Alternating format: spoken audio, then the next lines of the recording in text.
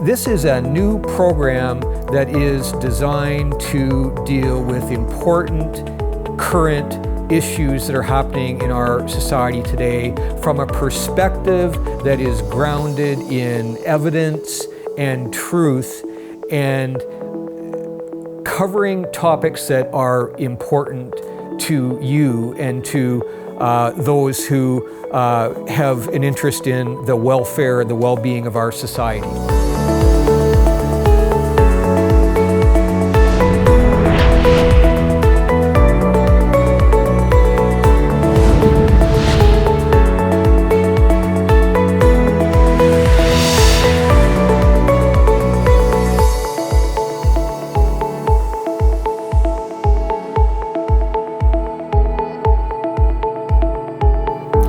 I'm Phil Cornish, and I'm back to talk to you about common sense and the factors in our society today that are eroding traditional values and eroding principles of common sense.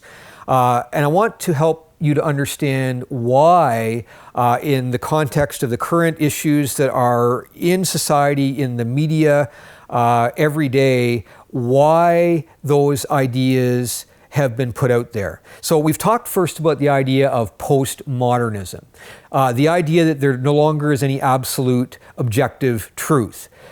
We talked about the idea then of how our feelings are being elevated, how we're told that how you feel or how you make someone else feel is now a core idea to promote. And so that even if it means we have to lie about the truth or color up the truth or avoid reasoned thinking in favor of feelings, that we should promote this idea of how we feel as being the top priority, the top goal.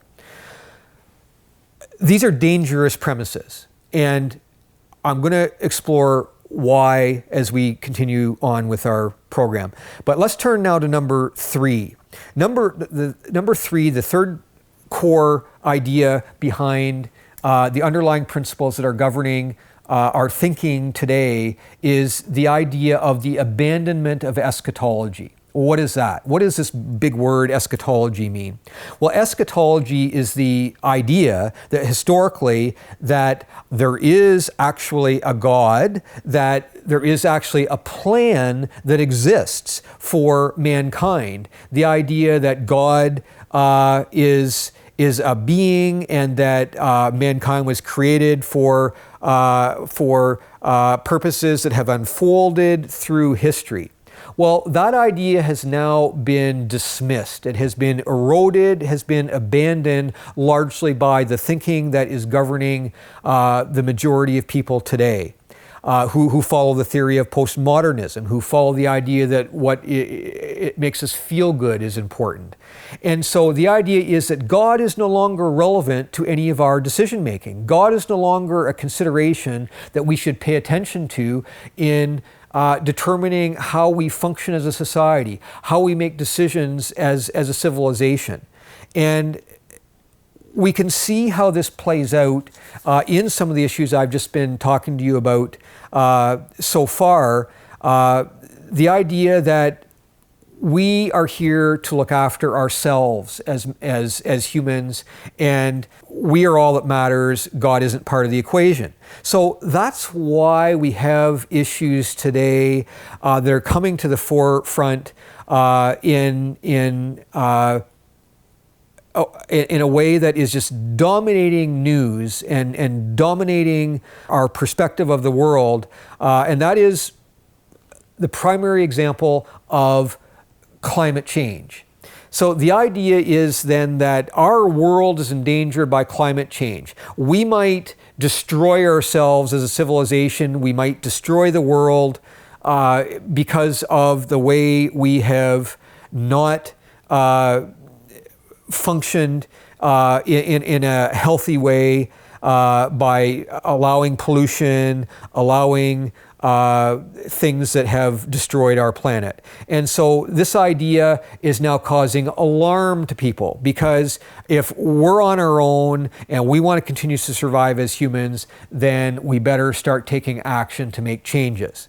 Well, you see, that happens because our idea is that God doesn't matter anymore. God's not part of the equation. The idea that there are future unfolding of events according to something that God has scheduled is now not even talked about. It's dismissed by people. And so instead, we have to replace that by the idea that we need to fix our world ourselves. And I'm going to suggest to you that that is a dangerous pathway. The idea that we could actually control our world, the idea that man is qualified to conduct ourselves in the world in a way that can lead us to progress is a short-sighted and dangerous idea.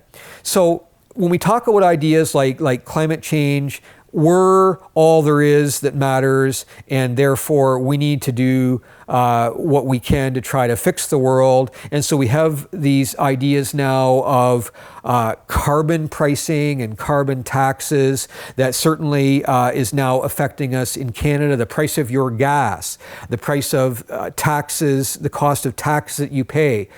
These are programs that our governments are implementing, and specifically our federal government is implementing, and it's costing us money, and it is increasing our debt and unfolding in ways that frankly may not be helping us confront the problems that exist in our world in a proper and healthy way, like we think that it is by these postmodern ideas that are governing. So these are the three underlying bedrock principles that are telling us why we are hearing the concerns that are heard in the news every day, why we're functioning in a way that is causing alarm over wars that we're hearing about, such as in Ukraine, and crime that's increasing, and issues that are unfolding socially. I want to help you understand why that is happening, help you make sense of it. We've started with these three underlying principles. We'll come back and talk about some of these specific issues when we come back in just a minute.